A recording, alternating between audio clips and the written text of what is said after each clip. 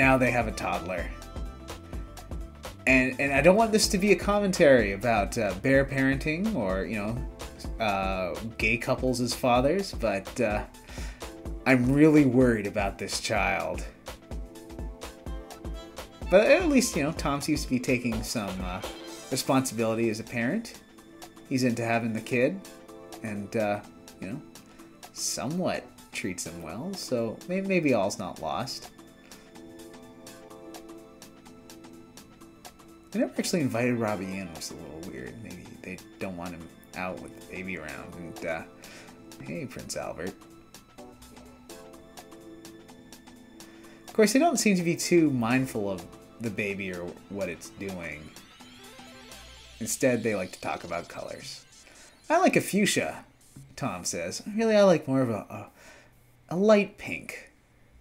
Really? Yeah, light pink's good. That kid's gonna have some severe issues as it grows up, I think. But no, Tom at least does come and find out that the baby's just hanging out outside. And yeah, he does some fatherly things, so maybe the baby's not so bad off after all. Hey, we're all going to the beach. Do you want to come?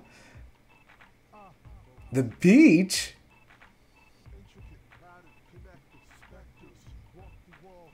Later.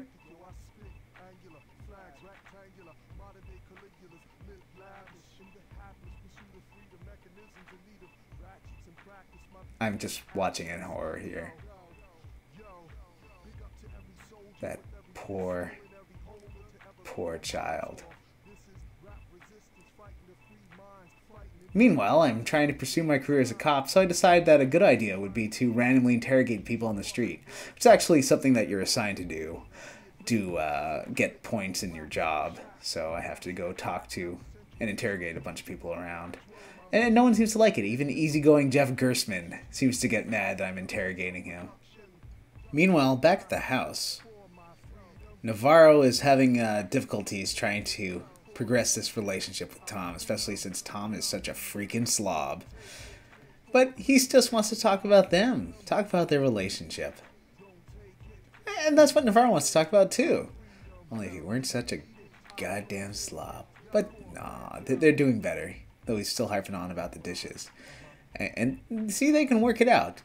Just because you have differences doesn't mean things are over. It just means you gotta talk them through, right? And they seem to be talking about the dishes and things are getting somewhere. So that's nice. Aww. They had a little fight, but it's over.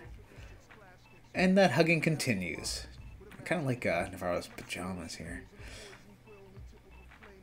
It looks like things might be getting a little steamy tonight. Yeah, there's some head bobbing. He's talking about himself. They're getting pretty close. And then, oh, they didn't do the dishes again. The moment is ruined. And then it said that someone was having a birthday. Unfortunately, I didn't realize exactly what this meant. Yeah. Turns out that, I think that's Brad Shoemaker over there, looking like an old man. I hadn't quite realized, oh, and there, see in the background, that's Jeff Gersman. I hadn't actually turned off the, oh, maybe that's Tom. Yeah, I think it's one of our guys. I hadn't actually turned off aging, so that meant that suddenly everyone was getting very old. And I had to restart because that was just making me feel really sad. I don't know why they set 9 days as the average lifespan. I don't want my sim living 9 days. I want him living infinitely. So, restarted, got a new computer, so we got some widescreen going on here. Makes everything look more cinematic. I decided to make things a little sexier this time, so I was trying a little harder. I got Robbie to become good friends with Prince Albert pretty fast. How good friends, you might ask? Well, the 260-pound wrestler likes Robbie so much that he starts giving him an intimate back rub. Hello. Ooh, that feels good. But no, actually nothing happens beyond that. I don't know why. I can't get guys to get together in this game. Oh, wait. Maybe I can. That's not Navarro. No, for whatever reason, Tom and Jack decided to get cuddly this one night, even though I'd been building up Navarro and Tom's relationship for about 2 weeks. No, they decided that cuddling on the couch was good. And then suddenly the cuddling turns into, you know, hardcore making out. As cuddling on the couch can. I think we've all been there, right? Right? Yeah? Yeah? Some more cuddling. Robbie's still sitting there in that kind of awkward pose. And suddenly they shift over and it's I don't know how you'd call that position, but whoa. Hey guys. Awkward. Hey, that TV sure is funny. Is Robbie oblivious or just... yeah, he's just really wrapped up in his TV show. Meanwhile, look at those hands. Jeez, guys. So they decide to take it to the bedroom. In his paramedic's outfit, no less. And, they're just cuddling and holding... Oh, wait a minute. Oh. What's going on down there?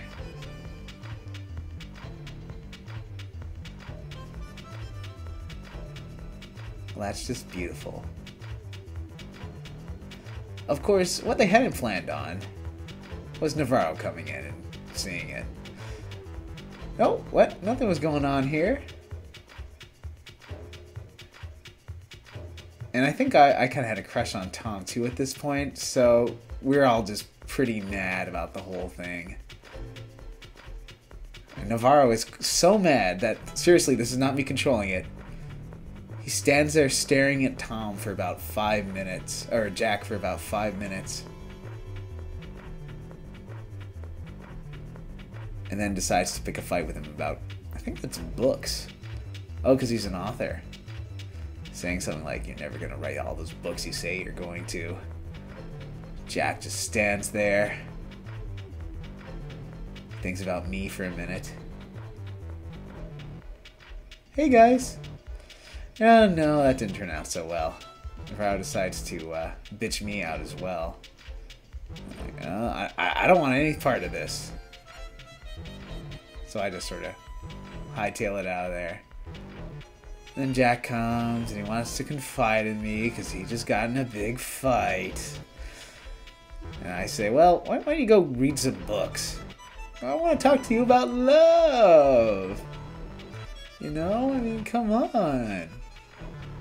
Well, maybe we could just listen to some music or something. Oh, I'm so mad. Oh, but see, me and Jack, we can work things out. Navarro just wants to tell me about how awkward he made me feel. Or I made him feel. And, you know, who has time for that? Meanwhile, Tom decides to root through some garbage.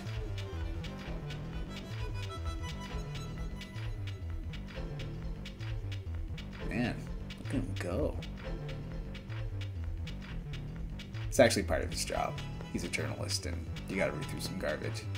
Meanwhile, I decide to show off my brand new police cruiser to Tom and Jeff, who seems to be our go-to source when we're just mad at our housemates here. Navarro, meanwhile, wants to fulfill his dream of making friends with a really, really rich person. I'm talking a really, really rich person here. And he does. Yeah, he charms him, dresses up for the time. Kind of looks like a 1980s sportscaster. And has dinner with his new doctor friend, who's the richest person in town, apparently. Meanwhile, things are getting awkward back at home. No one's liking each other anymore. Paradise has been dismantled by Tom and Jack not being able to keep them in their pants. I'm just mad about garbage for some reason. Although I think that's actually a cover-up for my shattered heart over Tom choosing Jack over me. Robbie, meanwhile, tries to do his best to get in the pants of Prince Albert, and, you know, there's some flirting. Huh? Jeff seems to find it funny that he's even bothering. And meanwhile, him and his partner decide to express their intimate love for each other while Robbie gets a phone call. But meanwhile, is there trouble in paradise between Tom and Jeff? Why is Tom suddenly picking a fight with Navarro? Why is Navarro getting so bitchy? Things are not quite as they seem, and perhaps subterfuge and deception is on the plate. You'll have to stay tuned for the next hot, sexy episode of Bears and Sims to find out.